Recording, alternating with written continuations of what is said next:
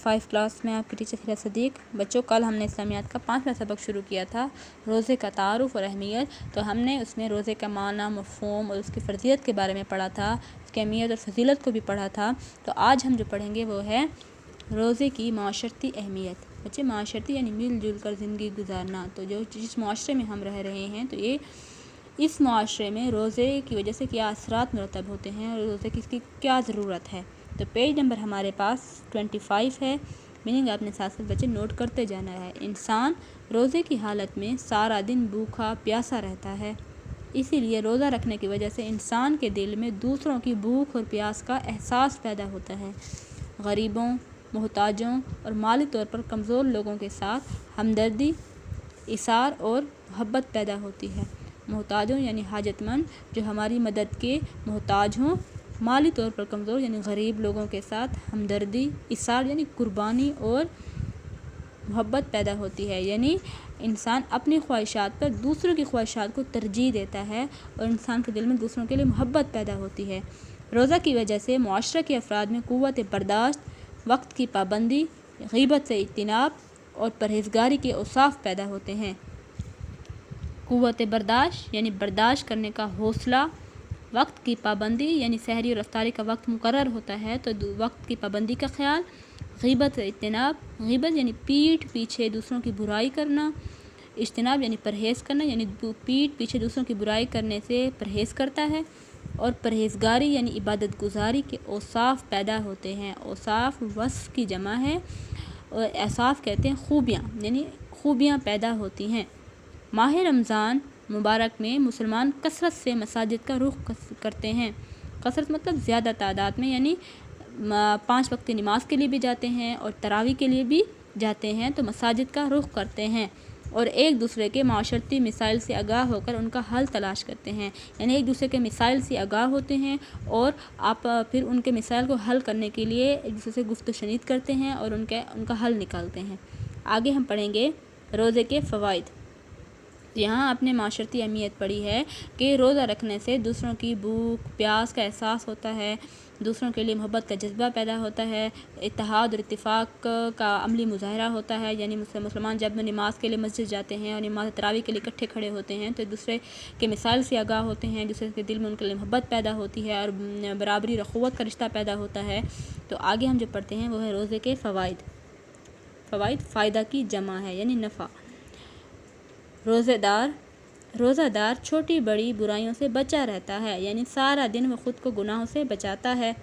سارا دن بھوکا پیاسا رہنے سے روزہ دار کو غریب اور نادار لوگوں کی بھوک کا احساس ہوتا ہے۔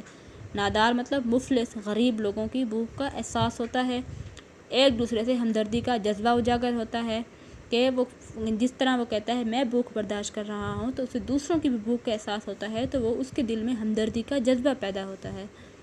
روزہ رکھنے سے انسان کی صحت بہتر ہو جاتی ہے اور وہ کئی بیماریوں سے بچا رہتا ہے۔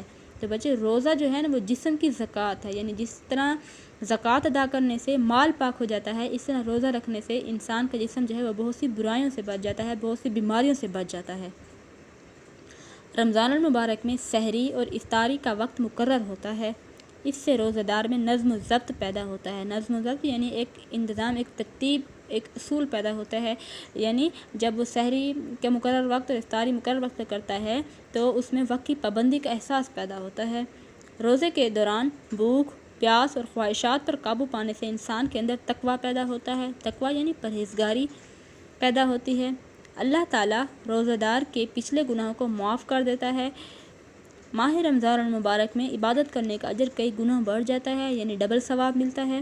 ماہ یعنی مہینہ، رمضان کے مہینے میں عبادت کرنے کا کئی گنا اجر ملتا ہے، اس سے کئی گنا زیادہ ثواب ملتا ہے۔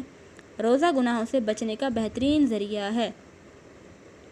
ہمیں چاہیے کہ ہم رمضان المبارک کے تمام روزے بڑے اہتمام کے ساتھ رکھیں اور اس ماہ مبارک میں زیادہ سے زیادہ نیک کام اور قرآن مجید کی تلاوت کریں۔